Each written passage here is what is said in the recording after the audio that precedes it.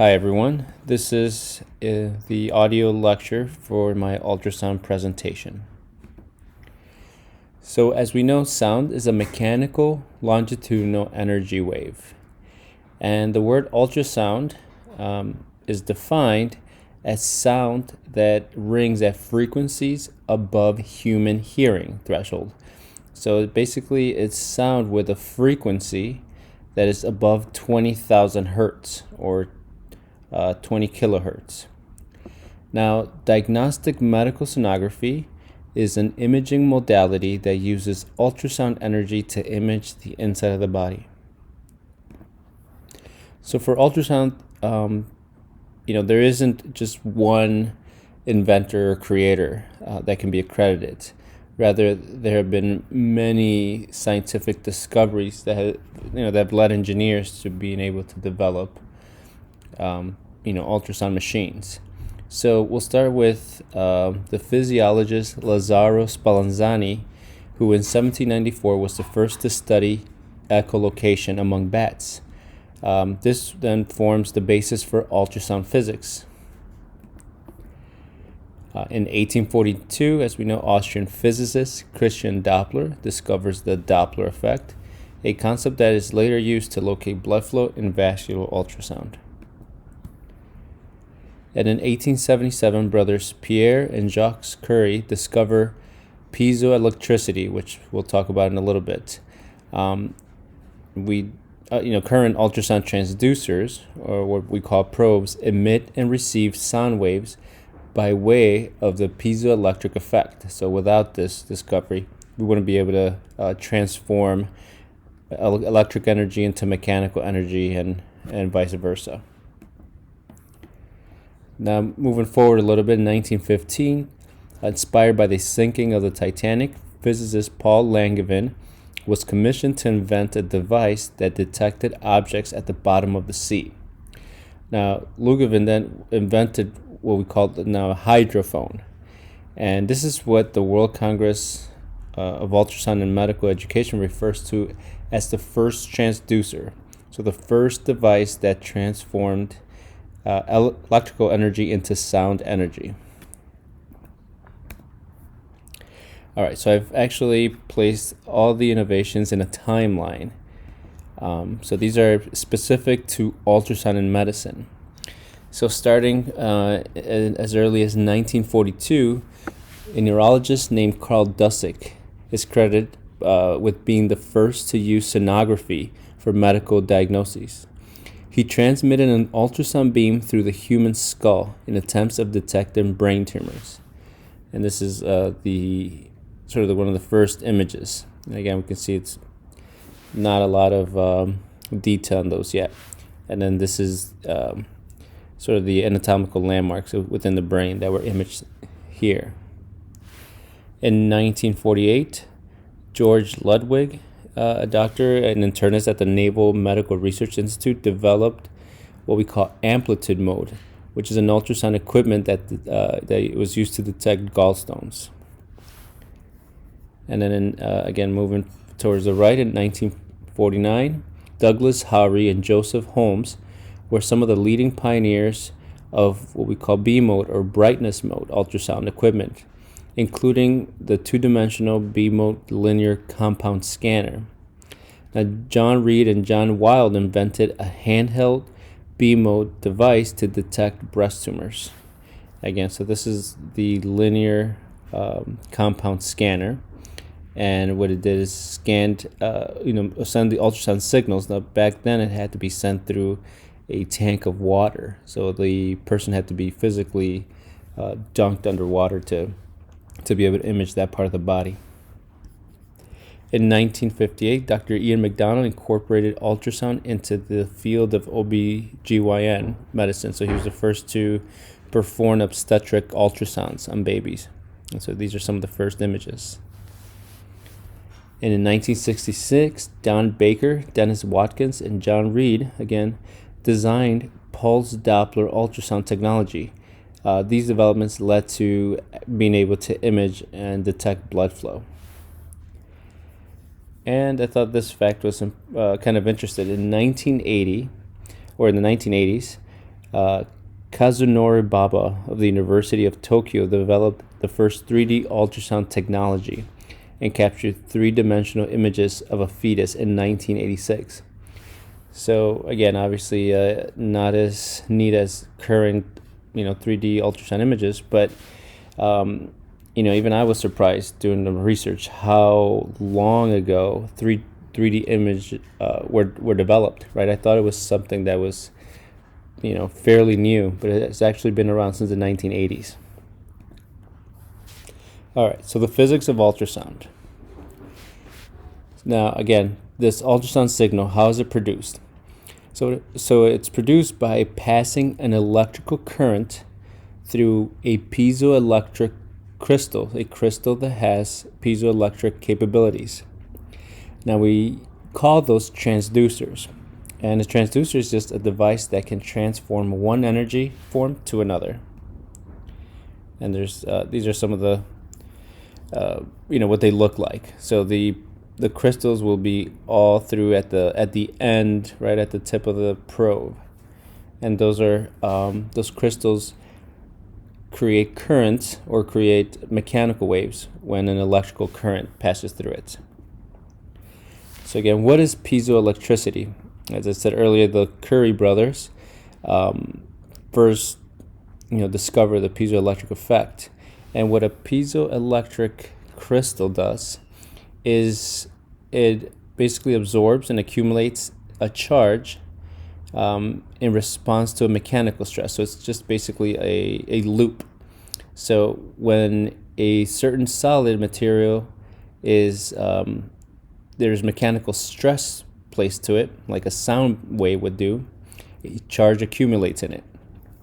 And then vice versa, a voltage generates when certain materials are deformed by pressure. And so it's this constant loop of, if you shock it with electricity, it will actually be deformed, or it will actually expand and contract, and then create a pressure. But if a pressure sort of hits this material, then a charge accumulates, and so on and so forth. So it's something that basically transforms electrical charge into pressure, into energy of sound waves, and vice versa. Sound waves create a charge creates sound waves, and so on and so forth. So now, how does that create an ultrasound signal, right? How does it produce it? So again, transducers contain piezoelectric elements or crystals which produce ultrasound pulses, again, when an electric current hits them. These elements convert this electrical energy into a mechanical ultrasound wave. So again, this is a sign for electricity. If it hits a crystal, then it deforms, contracts, and expands, creating a sound beam, an electrical energy. Now that goes into the body and then reflects back from structures, and we call this the returning echo. So these reflected echoes return to the transducer, where the piezoelectric elements, right, the same ones that created the ultrasound beam, then convert this sound wave, this ultrasound wave, back into an electrical signal for processing in the machine. Again, this electrical signal is processed by the system. And again, this is a diagram showing kind of the inverse. So again, as the echo returns back to the transducer absorbs this energy and creates an electrical current. Now, the machine is then tasked to use these electrical signals to produce dots on the screen, similar to pixels on a TV screen. Now, the location of the dots is determined by the travel time. And so the machine has a few sort of mathematical numbers built into it, right? So it knows that the velocity of sound in tissue is usually a constant of 1540 meters per second. And this is kind of a number that becomes important once you're in ultrasound, because it's the assumed sound speed through tissue. And we know, right, from our physics that distance is equal to the velocity multiplied by the time. So if we know the speed, which again we assume is 1540, and we know the time it took for this signal to go to the reflector and come back, right? That's the time. Then we know how far away that reflector was placed, and so that's how the ultrasound machine knows where to place each dot. And again, one image, one frame, is comprised of maybe hundreds, if not thousands, of individual dots, right? All of varying shades of gray. Now, again, the brightness or the shade of gray, right, from almost black to white is proportional to the strength of the returning echoes. So it not only knows how much time it took, and therefore assumes the distance, but it also calculates the amplitude of the signal, right? How strong the signal is, and stronger signals will produce brighter dots, right, or will be plotted as brighter dots, and weaker signals will be plotted as darker shades of gray or black. So if we put this together, this is kind of what it looks like. So we have an ultrasound system or an ultrasound transducer, right? And then this is the screen, right? The screen that we look at. So again, this transducer has many crystals, each sending signals down into a body. And again, as the sound travels, the energy hits, structures inside the body like organs, and then that energy is reflected right back to the transducer.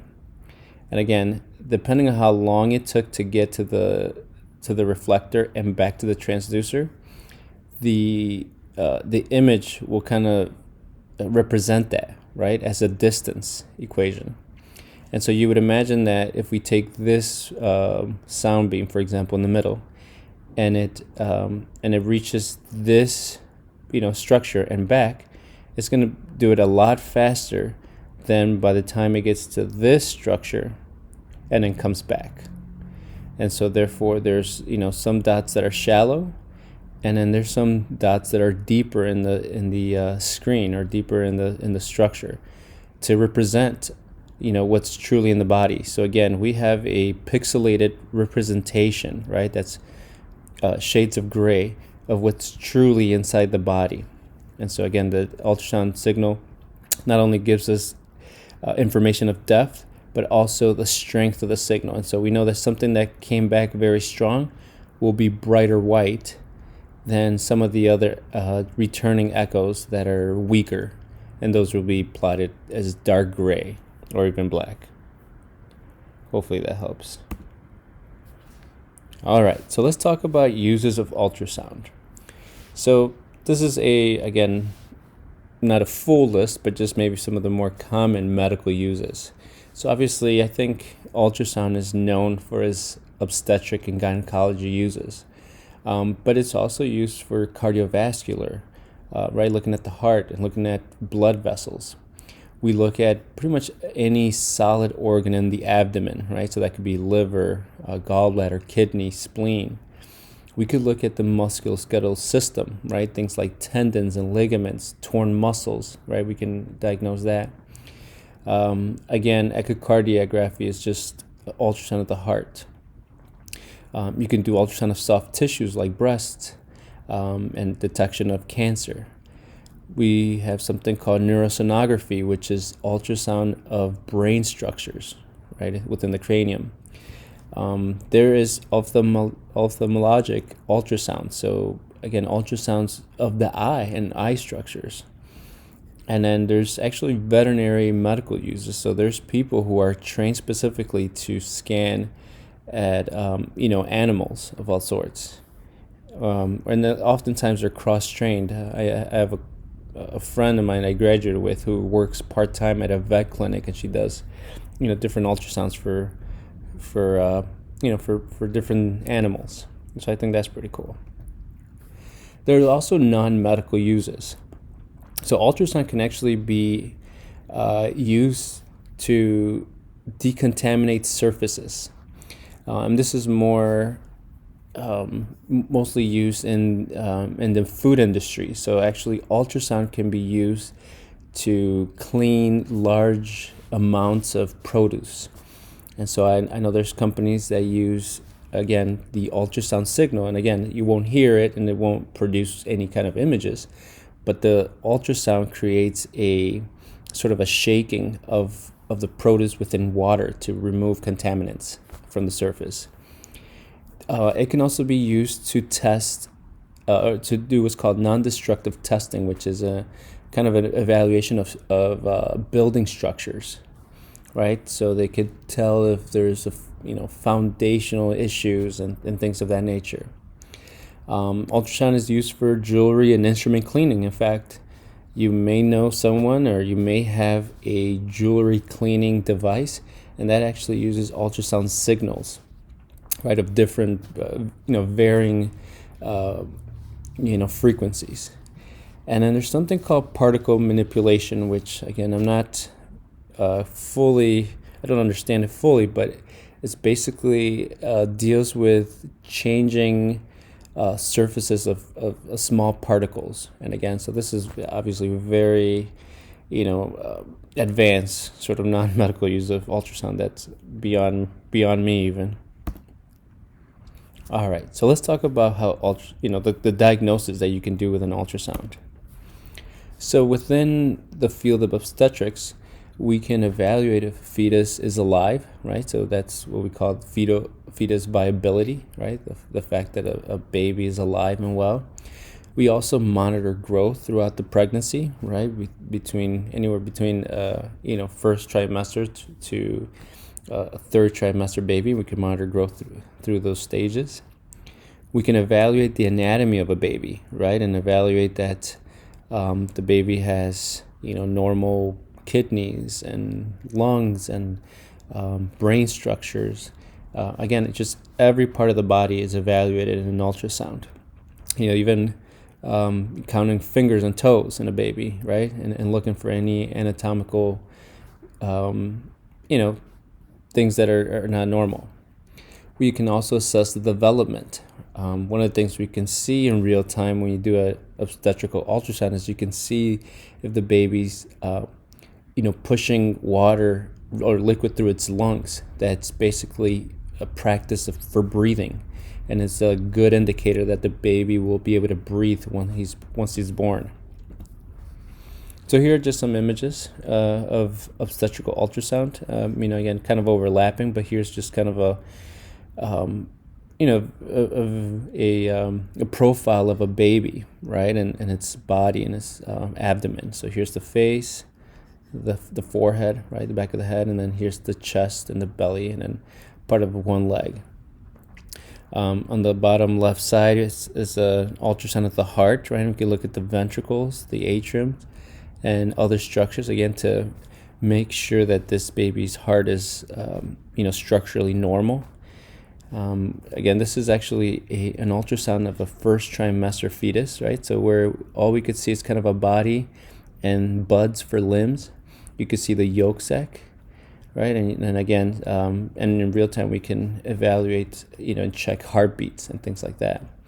Here's an ultrasound of the head of a baby, and we can see things like the cerebellum, the cisternum magnum, the thalamus, many structures that you'll learn in school, and then evaluate on your OB patients. And then in the middle is kind of, again, what the parents really like, is those 3D images. And really these 3D images are renderings of the surface of the body, right? So the ultrasound signal is just scanning through multiple successions, and then just kind of removing everything behind. So it's just looking at the top layer of the skin, removing everything underneath it. Oops, let me go back. Removing, all the structures in the bones and all that, and just rendering the skin, right? So it looks like, again, what you're going to see when the baby's born. And this is, really cool and rewarding. In gynecology, you can assess the pelvic organs, diagnose and manage gynecological problems. We're able to identify pelvic masses, cysts, cancers, etc. We can identify causes of infertility and track the response to treatments to infertility in real time. Here's a few pictures. This is actually the uterus with an endometrium. This is what the lining of the endometrium looks like. This on the right side is it's a mass within an ovary, right? And you can use again Doppler to evaluate blood flow to it. And then on this side is just an ovary with a small cyst, which is very common, and so we can measure those and assess if they go away after a while or not. Okay, an abdominal ultrasound, again, we can evaluate the abdomen for pain or distension. We can look, at reasons why there's abnormal liver functions, which is something that shows up on blood work. We can evaluate if the doctor feels like there's an enlarged abdominal organ, right? We can measure it and evaluate why it's enlarged. We can look for gallstones, right, or kidney stones. We can evaluate if someone has an enlarged aorta, which is the main artery in the belly, right? And we call those aneurysms, which is a common, it's a common occurrence, and it's a very deadly disease. And so we can evaluate those and hopefully prevent deaths. Again, just some images of organs in the abdomen. Here on the left upper side is the gallbladder with some gallstones within it. Those are those bright circles within it. Here's just a picture of the liver with blood vessels coursing through, and those are, again, the dark sort of linear river-like structures. And here on the bottom side is a liver and along with a kidney, right? And we can evaluate multiple organs at the same time.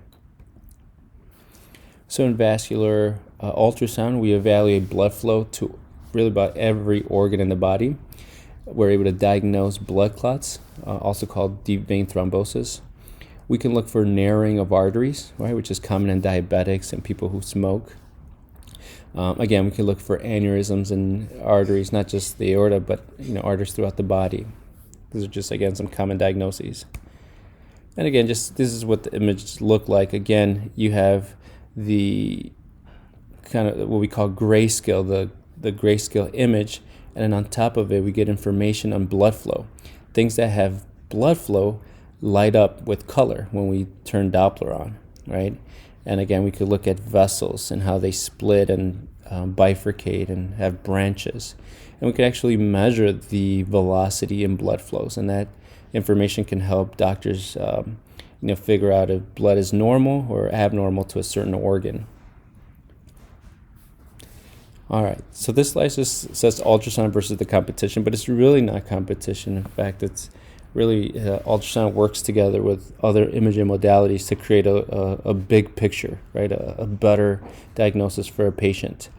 So I'm just comparing and contrasting really ultrasound to X-ray. So an ultrasound, we know, uses sound waves to obtain images of the body. X-ray uses ionizing radiation to create images. Ultrasound produces real-time images, so it's multiple frames, many times per second, that create the illusion of movement, right, like a video. And the images formed from X-rays, electromagnetic energy passing through the body, resemble shadows of the body's internal structures. So we're seeing the part of the body that absorbs the X-ray energy, and the black is where the X-ray just passed through without being absorbed.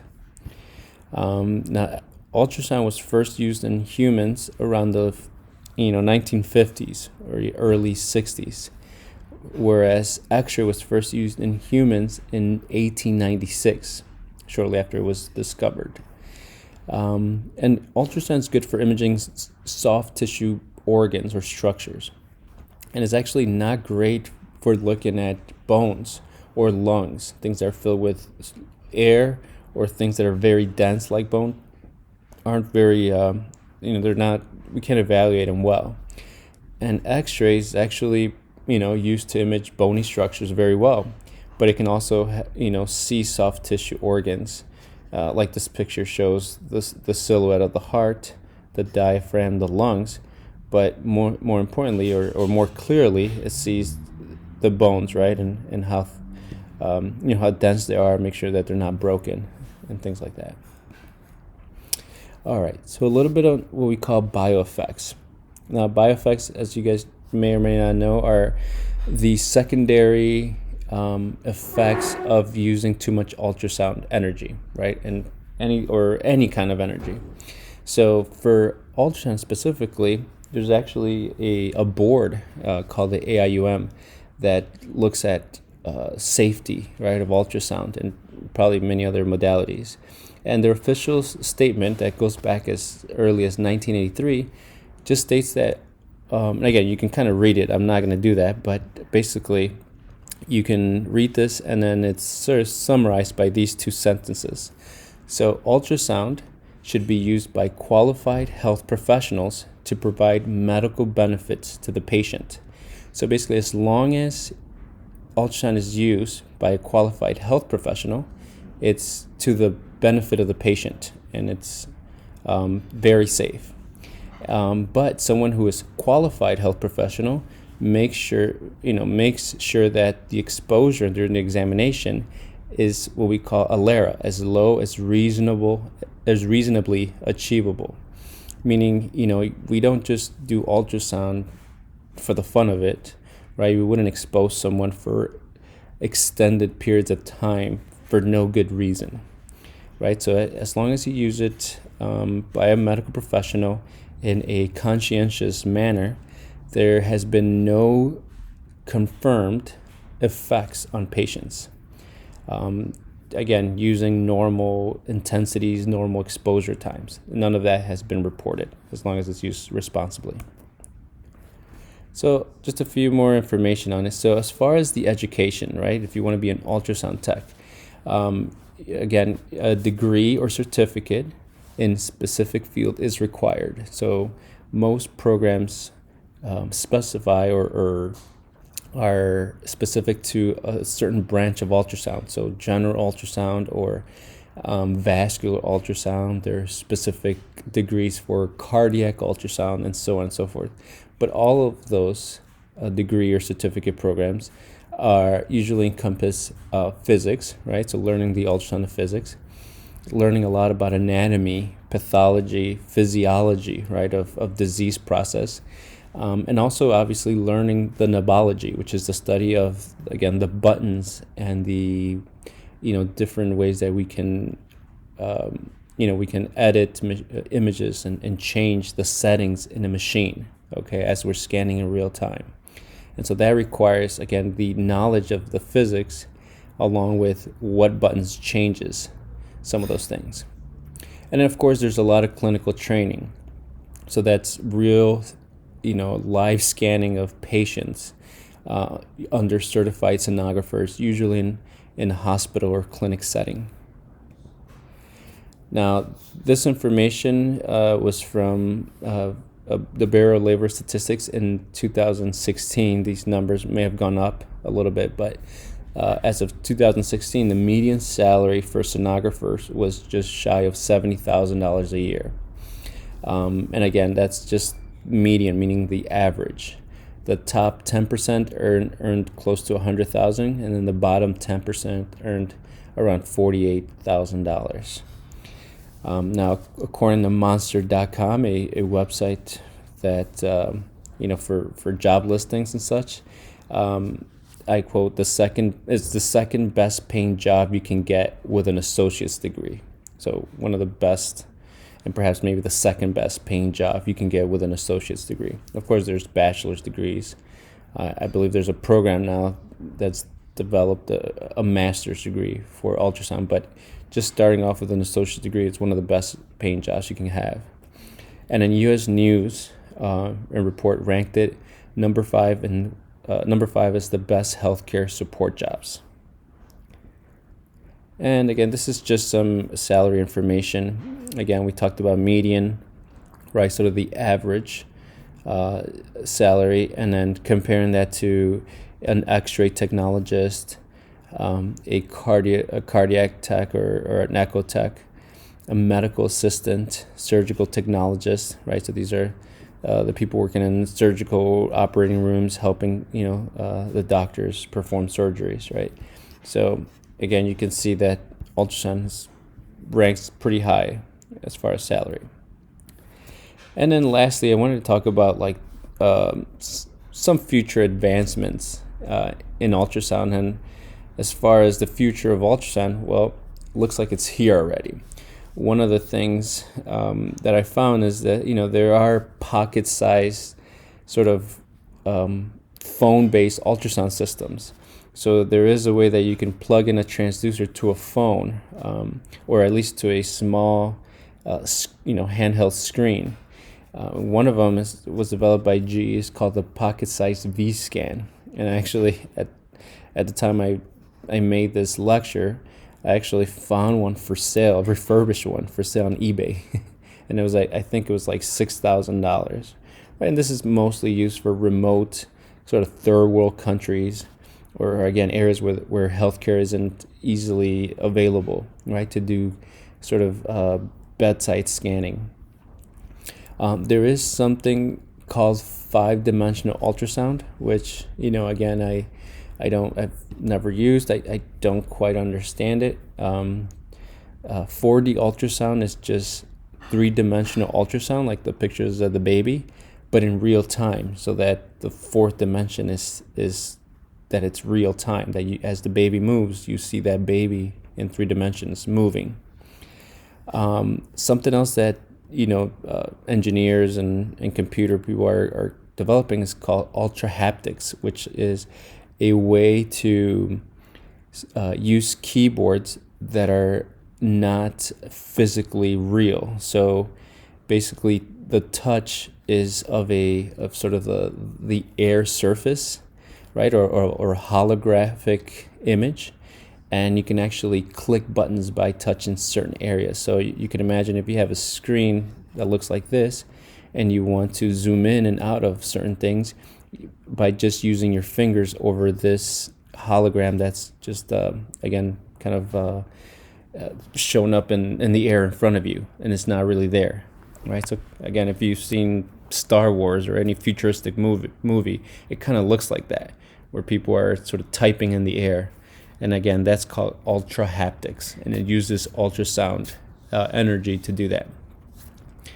So again, this was a works cited page. So, and I've also put in here some, I think, pretty good online resources if you're still interested in learning more about this modality.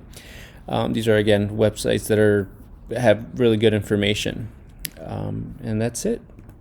All right. If you guys have any questions, don't hesitate to email me or post in the lectures, okay, or in the boards, discussion boards.